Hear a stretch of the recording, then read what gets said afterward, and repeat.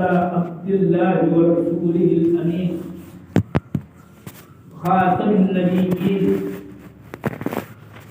محمد وعلى آله وأصحابه وأزواجه وذرياته أجمعين ومن تبعهم بإحسان إلى يوم الدين. أشهد أن لا إله إلا الله وحده لا شريك له وأشهد أن محمدا عبده ورسوله. أما بعد، فإن الله تعالى يقول في كتابه: آمن الرسول بما أنزل إليه من ربه والمؤمنون كل آمن بالله وملائكته وكتبه ورسله لا نفرق بين أحد من رسله وقالوا سمعنا وأطعنا غفرانك ربنا وإليك المصير. وقال تعالى: إنا كل شيء خلقناه بقدر. وقال رسول الله صلى الله عليه وسلم في حديث حينما سأله الرجل الذي جاء عنده وقال: أخبرني يا محمد عن الإيمان. قال: الإيمان أن تؤمن بالله وملائكته وكتبه ورسله واليوم الآخر وأن تؤمن بالقدر خيره وشره. الحديث.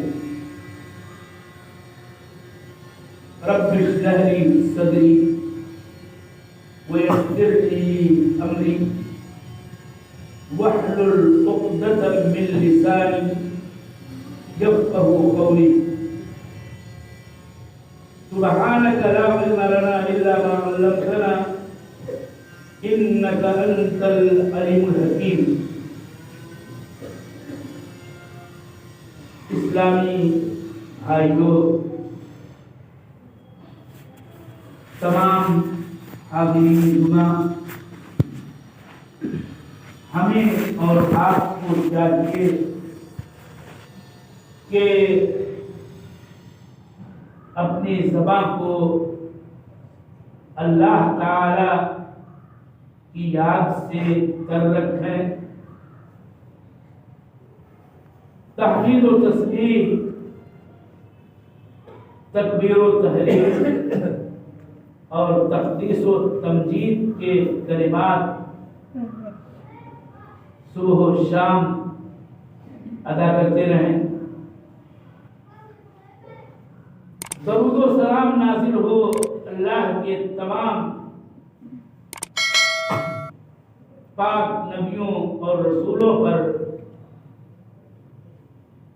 خصوصاً نبی خاتم رسول رحمت احمد مصطفیٰ محمد مصطفیٰ صلی اللہ علیہ وسلم پر. آج کے خطبہ جمعہ میں میں ارکان ایمان کا ذکر کرنا چاہتا ہوں، اسی کا بیان مقصود ہے. حدیث جبریل کی روشنی میں بعض خطبے میں دے چکا ہوں یہاں، جس میں ارکان اسلام کے تعلق سے باتیں کی گئی. ارکان اسلام سے متعلق جب اللہ کے رسول صلی اللہ علیہ وسلم کا جواب آیا تو اس آنے والے انسان نے یہ کہا تھا کہ آپ کا جواب سچ ہے. راوی حدیث عمر بن خطاب رضی اللہ تعالی عنہ کا بیان کہ فعجبنا له يسأله ويصدقه، ہمیں تعجب ہو رہا تھا اس پر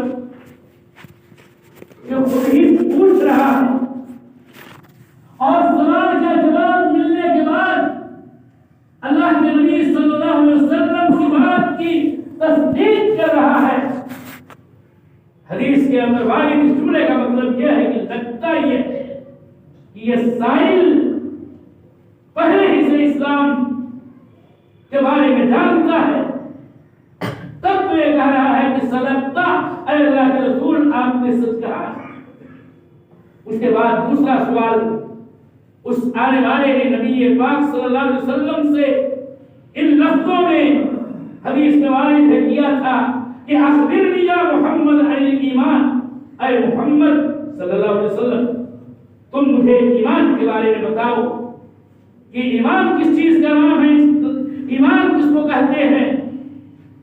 تو آپ صلی اللہ علیہ وسلم نے جواب دیتے ہوئے فرمایا کہ ایمان یہ ہے کہ تم اللہ پر ایمان رکھو، تم اس کے فرشتوں پر ایمان رکھو، تم اس کی کتابوں پر ایمان رکھو، تم اس کے رسولوں پر ایمان رکھو، تم یوم آخرت پر ایمان رکھو، اور یہ ایمان اس بات کا نام ہے کہ تم تقدیر پر ایمان رکھو، اس کے خیر پر بھی اس کے شر پر بھی۔ اس کے بعد بھی اسی نے یہ کہا کہ صدقتا، آپ کا جواب بالکل درست اور سچا ہے۔ میرے دینی بھائیوں،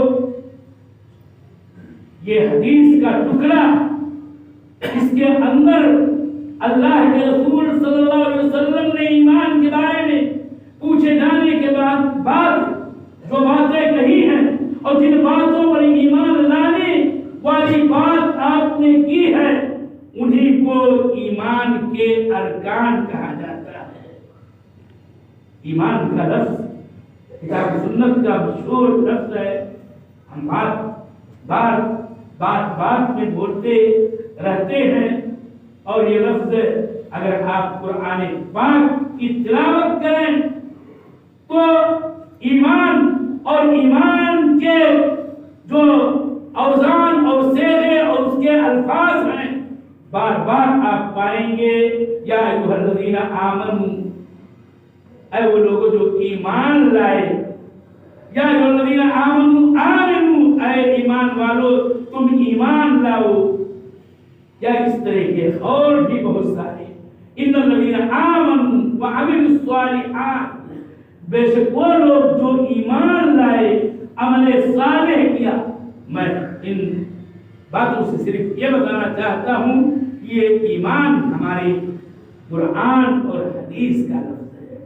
کیا مطلب ہوتا ہے ایمان کا، یہی میں بتانا چاہتا ہوں۔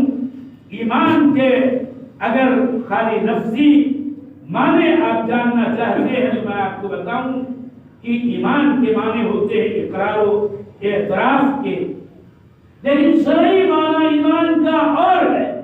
میں گہرائی میں نہ جاتے ہوئے اور باریکیوں میں نہ جاتے ہوئے، علمی مشغلوں میں نہ جاتے ہوئے، اور مستند اہل علم کے اس تعلق سے تشریحات کو نظر انداز کرتے ہوئے میں اپنی مثال پر آسان لفظوں میں ایمان کا اصل معنی بیان کرنا چاہتا ہوں۔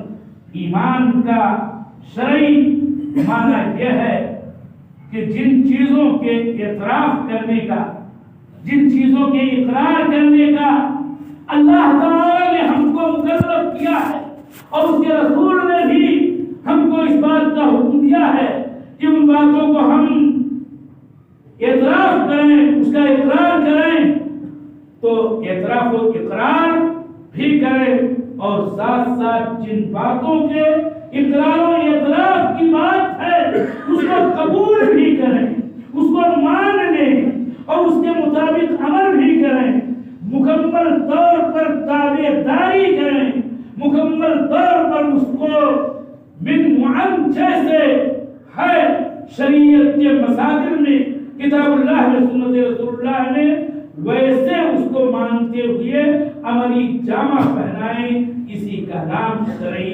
ایمان ہے۔ خالی اقرار کافی نہیں ہے، حتیٰ کہ خالی دل سے مان لینا کافی نہیں ہے، بلکہ اس کو قبول بھی کرنا چاہیے۔ اور قبول کرنے کا شرعی معنی یہ ہے کہ جو تقاضے اس کے ہیں، جو مطالبے اس کے بعد ہوتے ہیں شریعت کے، اس کی اطاعت و پیروی کی جائے اور عملی ثبوت دی جائے۔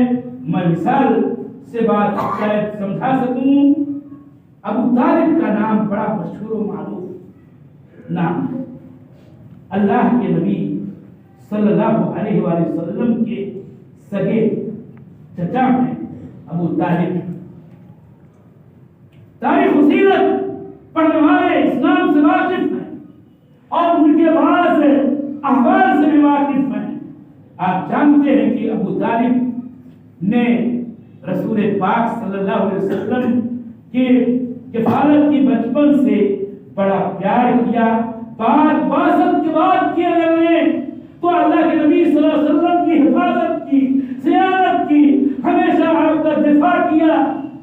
حتیٰ کہ آپ کو یہ بھی بتاؤں کہ اللہ کے رسول صلی اللہ علیہ وسلم کے لائے ہوئے دین کی بات اگر ہم کریں تو اس دین کو دل سے وہ سچ مانتے تھے، دل سے مانتے تھے، دل سے ان کو اقرار تھا، اعتراف تھا کہ میرے بھتیجے محمد ابن عبداللہ کا لایا ہوا دین یہ سچا دین ہے، لیکن زبانی اقرار نہیں کیا اور عملی طور پر اطاعت نہیں کی، یعنی قبول نہیں کیا۔ اور دین اسلام کے جو تقاضے ہوتے ہیں ایک مومن کے اوپر، اس کو نہیں پورا کیا اور اس کو نہیں قبول کیا۔ وہ شریعت جو اللہ کے رسول لے کے آئے تھے اس پر انہوں نے عمل نہیں کیا۔ آپ جانتے ہیں کہ ان کا حکم کیا ہے؟ وہ کافر ہیں، وہ مشرک ہیں۔ اور انجام کے اعتبار سے میں بات اپنی طرف سے نہیں کہہ رہا ہوں، یہ حدیثوں کے اندر ہے، صحیح بخاری اور مسلم کی روایت سے کہ ابو طالب جہنمی ہیں اور سب سے ہلکے عذاب پانے والے جہنمی ہوں گے۔ بات یہ تھی کہ اقرار تھا، دل سے جانتے تھے، یہ اعتراف تھا، آپ کو سچا جانتے تھے، حتیٰ کہ آپ کے دین کو بھی سچا جانتے تھے۔ اور اس کی غریب مشہور شعر ہے، ان کی طرف منسوب ہے کہ انہوں نے کسی موقع پہ کہا تھا وَلَقَدْ عَلِمْتُ بِأَنَّ دِينَ مُحَمَّدٍ مِّن خَيْرِ أَدْيَانِ الْبَرِيَّةِ دِينًا۔ ترجمہ ہے شعر کا کہ میں جانتا ہوں، وَلَقَدْ عَلِمْتُ میں جانتا ہوں کہ محمد کا دین تمام ادیان کے اندر سب سے سچا دین ہے اور بہترین من خیر ادیان البریۃ دینا۔ پوری مخلوقات کے جتنے بھی ادیان ہیں ان تمام دینوں میں سب سے اچھا ہے۔ لیکن بات یہ ہے کہ لولا الملامۃ او الحذار مصفۃ لوجدتنی سمحا بذاک مبینا۔ لیکن ملامت کی بات ہے کہ لوگ کہیں گے دیکھو اپنے آبا و اجداد چھوڑ دیا، مجھے آگ گرائیں گے، لہذا اس آگ کو میں نہیں قبول کر سکتا اور اس لیے دین محمد کا اقرار نہیں کر سکتا، زبانی کھلا اعتراف نہیں کرتا۔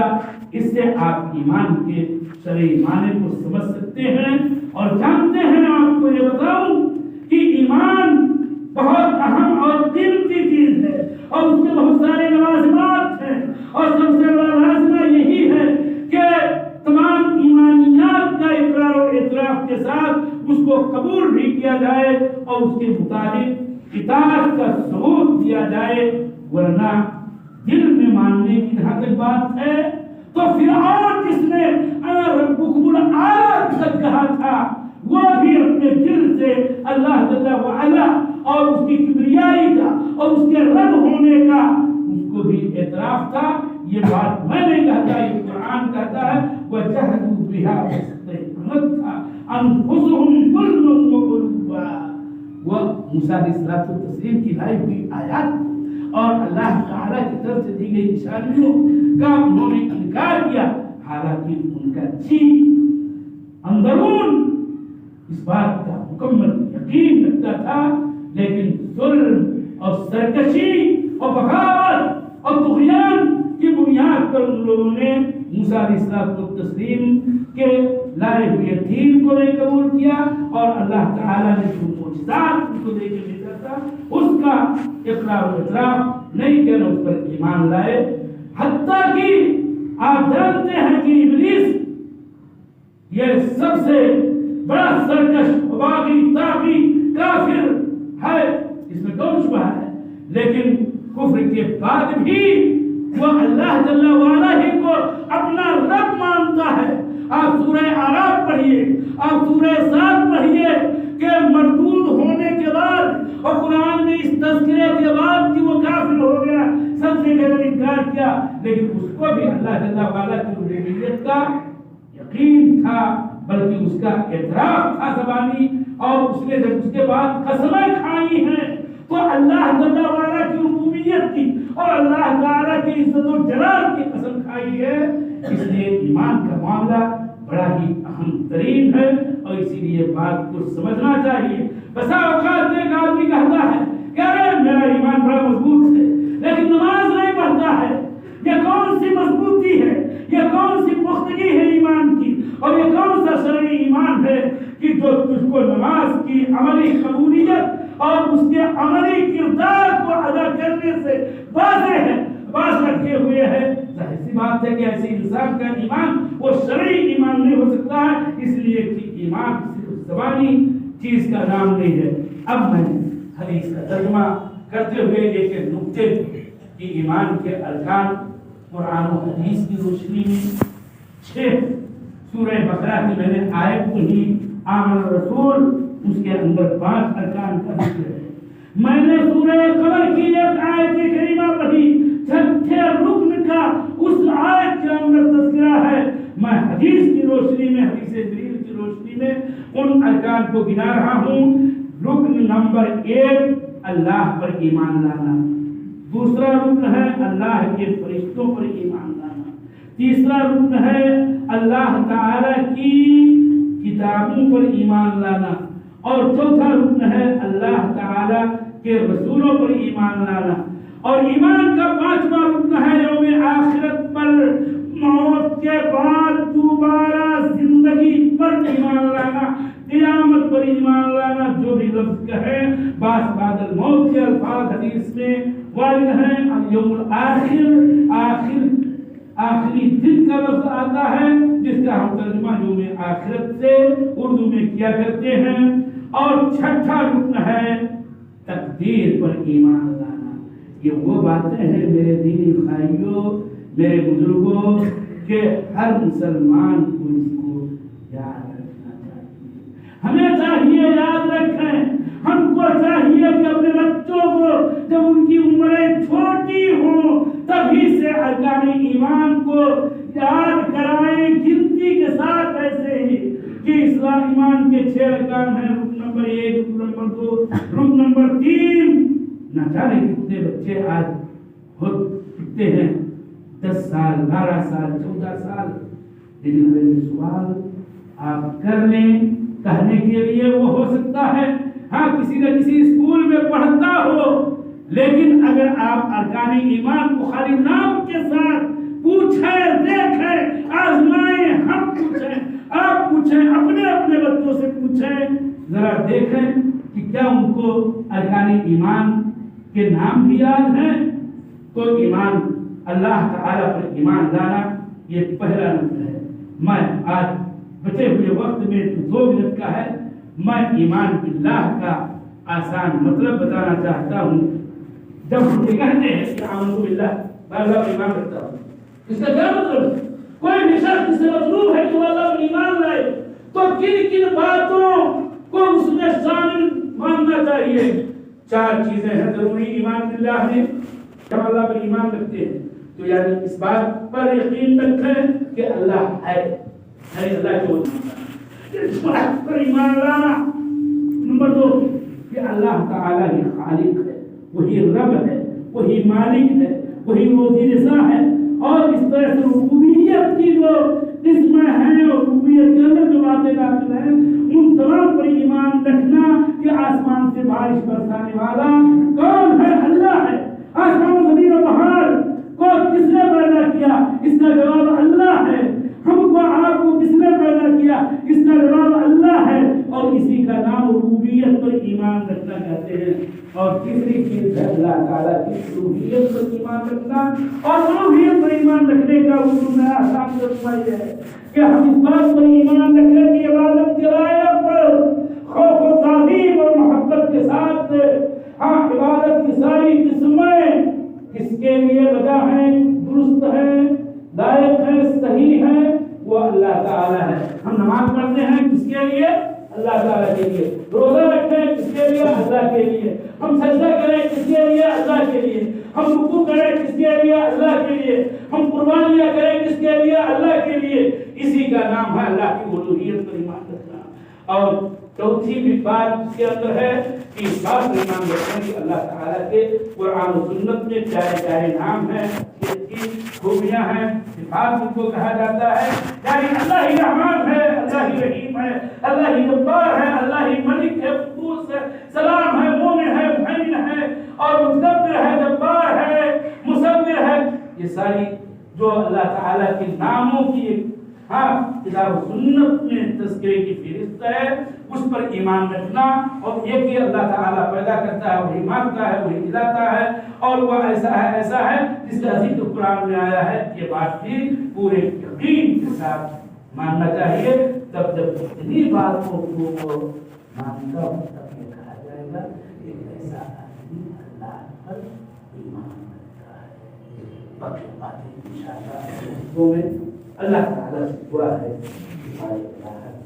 ان بنیادی باتوں کو جاننے سمجھنے سیکھنے یاد کرنے اور اس کے مطابق جو شرعی طور پر ہماری دینی اور شرعی ذمہ داریاں ہوتی ہیں اس کو ادا کرنے کی توفیق دے۔